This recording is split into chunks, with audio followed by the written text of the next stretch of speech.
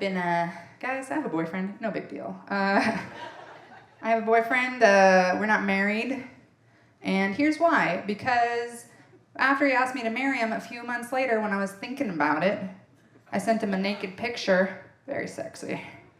And he texted back immediately, "Did you pay your parking ticket?"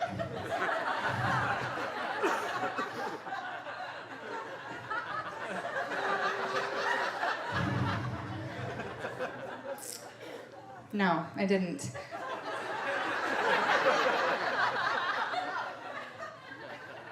And I told him, I'm gonna tell people that for the rest of our lives. That joke is gonna be in my routine for 1,000 years. I'm gonna get genetic surgery to live forever so that I can tell that joke and never stop telling that joke. And he was like, "That's not funny. Nobody's gonna think that's funny." That I said, "Did you pay your parking ticket?" in response to a naked picture, and he's here right now. So I just want to take a quick poll. Just a quick informal poll. You know, nothing scientific, but you know, by round of applause, who thinks it's really funny that? Okay, good to know.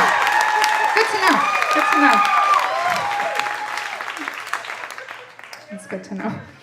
He's actually, that comment aside, he's actually a really wonderful dude. When we first started dating, I was very intimidated by him because I had only dated trash before that.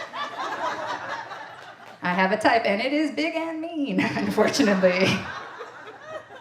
But no, we started dating, and I was a little intimidated by him because he's very smart. He has his doctorate in physics. I was once fired from the Chuckarama buffet, so those things are different. He comes from a really good family. When I met his family, like I was immediately in love with them. They're like the nicest, classiest people. I come from the kind of family, like I was born in salmon. Nobody ever applauds for that. Don't. I come from the kind of family where my aunt and my grandma one time got into a fist fight at a demolition derby. Over nachos. And that shit lasted for 2 years. They didn't speak for 2 years over the nacho incident. Again. So I was very intimidated by him. We'd go out on dates, and the whole time I'd be like, "Oh, remember to put your napkin in your lap so he thinks you're people," you know, like so nervous the whole time. And the first time we ever had sex, which was on our 3rd date, let's say that. It was not super sooner than that. I liked him. The first time we ever had sex, we had that problem that if you're a single parent, you have, which is I had kids at my house, he had kids at his house, so we did the thing that you do when you're a single parent, is we went and we fucked in his sister's backyard.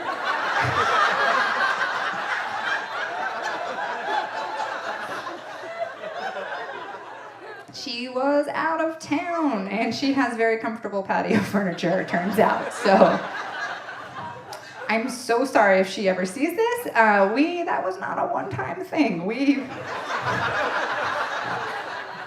You really got your money's worth on those cushions, just so you know.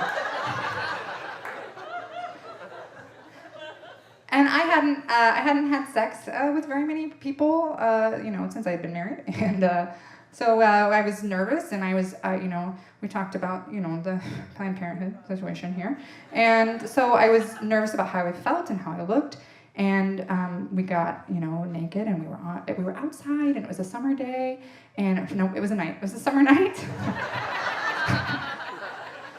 Evening, it was evening. It was dark, and we started making love, and it was great. It was really good. It was beautiful, and I was sort of just overwhelmed by the moment because it was like, it was just this beautiful, amazing evening, and I liked him so much, and I was like, I'm gonna tell him that I love him, which now we know is too soon. That's too soon. But I liked him so much, and right as the words were about to come out of my mouth, I was sort of saved at that moment by saying something dumb by him. He pulled back, and he was like, I have to tell you something. And I was like, oh no. Because the worst time for someone to tell you a thing is when their body is inside your body. That's very bad timing. So, and I immediately, the first thing that came to my mind, the very first thing was, I was like, oh, he thinks my boobs are too small. It's the very first thing that came to my mind. And everybody, go ahead. Everybody's looking at my boobs now. Can feel it. And I need you guys to know something. This is all bra magic up here. Like, I said I would do an honest comedy special, and like, those aren't, guys. These are not real boobs. These are little fakey boobs that they make you wear if you want to be famous. And they're like, pretend you have tits up there. And I'm like, I can't even do that for one night. Thank you. You guys are really nice. Yeah. You know what? I'll sign those. Somebody can have them after the show. They smell like my boob sweat. No, I was very self-conscious because I was wearing a push-up bra, and up until then, he had seen, this action. And I was worried that when I had taken off, he was going to be like, the fuck is this shit? You're lying to me already? We've been on 2 dates and you're already lying, huh? But also I was very self-conscious because I had always, my whole life, been very self-conscious of having small boobs because my sisters, who are beautiful and amazing people, all had double D boobs. And I, instead of getting tits when I was 13, got cystic acne. Which is why I'm funny.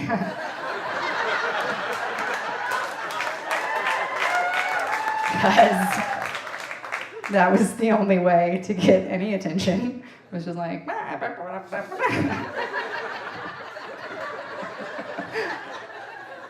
you can laugh at me. I'm also really good at blowjobs, because it's the other thing. If you ever get an offer from a girl who has cystic acne for a blowjay, you fucking take that shit. We are givers. We will give to the moon. So we're laying there, and he's inside me, and he's like, I gotta tell you something. And I'm like, it's my tits. And he was like, oh, it's hard to tell you this, but I feel like I have to say it. And I was like, oh my God, it's not the outside of me, it's the inside. And I don't mean my soul, because who cares? Like, there's a time and a place to worry about whether someone likes your personality, while your fucking's not one of those times. And I was like, maybe he's in there and it's so loose. Maybe my beaver is so big that he's just in there like, wow.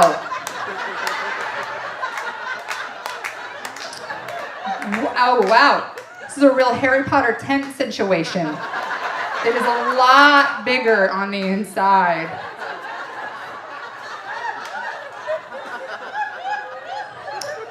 Is that a fainting couch? That's nice. Listen, you're a real nice girl. I've enjoyed our time together. But if I can find my way out, I am gonna go. I'm gonna leave. I don't. We're done.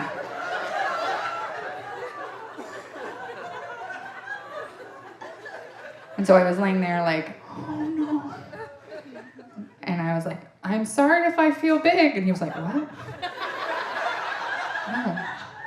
You feel amazing. It's amazing. He said, your pussy's magic. He didn't say that, but it is.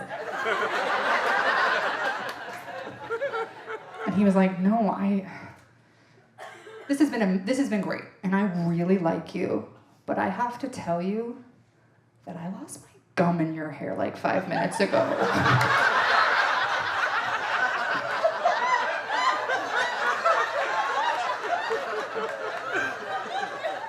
And it is really working its way up.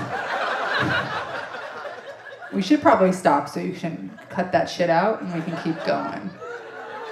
And I was like, oh, for sure this dumb motherfucker's not too good for me. Never mind.